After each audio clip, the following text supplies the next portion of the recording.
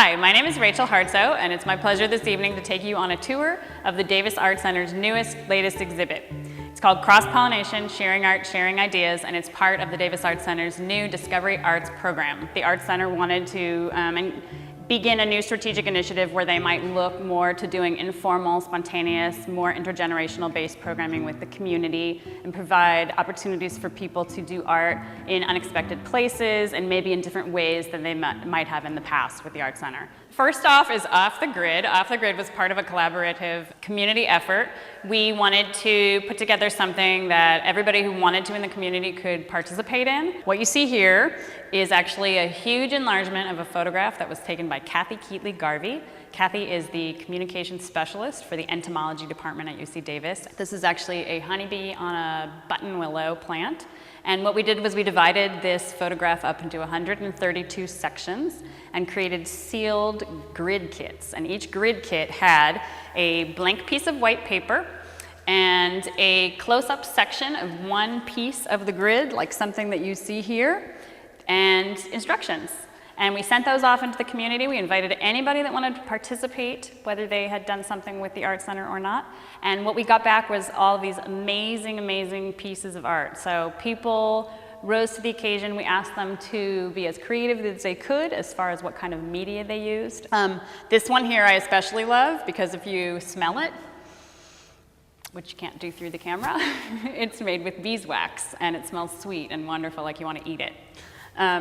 This one you might want to drink for breakfast. It smells like coffee grounds, and you can see it has poppy seeds, fennel, I think, or caraway seeds, peppercorns, and coffee grounds. And I love, there's even some, if you look up here, this one has freeze-dried green beans on it. Oh. Okay, let's check out the next picture. This is called Mural Relay, and this is actually a mural that was done in relay, just like a relay race. So we had 4 artists from the local community, Tony Berger, Jeff Musser, Nadja Fitchorn, and myself. And what we did was we started with a huge blank canvas, and we sat down and brainstormed. We took the idea of cross-pollination, and we just sort of started to see what would flow with our creative juices. We looked at lots of examples of other artwork. We looked at a lot of urban-inspired graffiti art, and we looked at old historical botanical illustrations. We looked at drawings by John Muir and by Audubon, and we just took all different kinds of imagery of things that had to do with the natural environment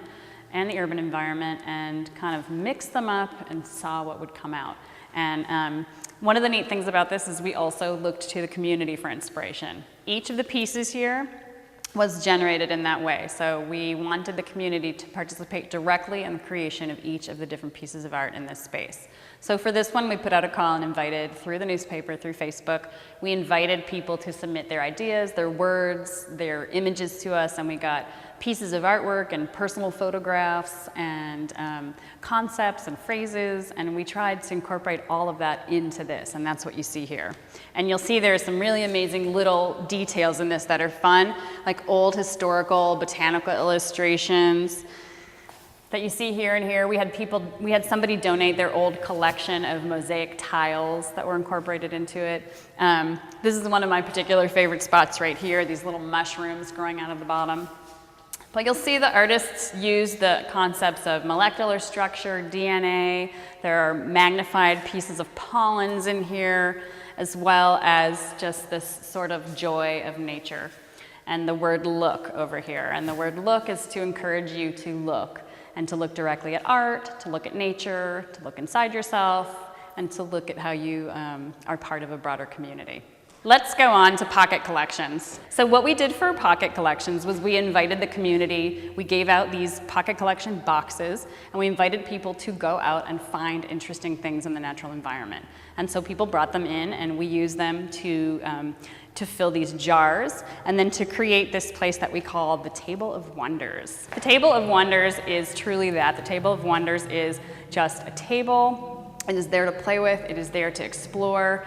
We love the fact that it's low and that families can come in and children can come in. It's meant to touch, and that you just see all the things that are so amazing in nature, and you realize that, oh yes, well, these little pits that you pull out of your fruit all summer long and throw in the compost or throw in the garbage or whatever, if you look at them up close, they're actually really amazing.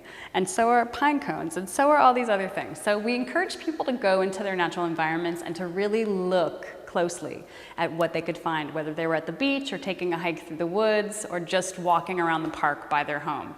And so the Table of Wonders became the basis for one of the ways that the community could engage in this project. So first by bringing in the objects, but then actually in exploring them and drawing them. So the activity that we have at the Table of Wonders is over here, and this is an invitation for anyone that wants to come in here and to pick an object off the table and draw it.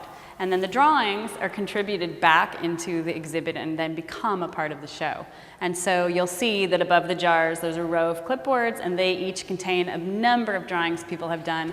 And the drawings are done by people of all different ages. We have kids who've come in here who are, starting at the age of 5, all the way up to people who are the grandparents coming in with them.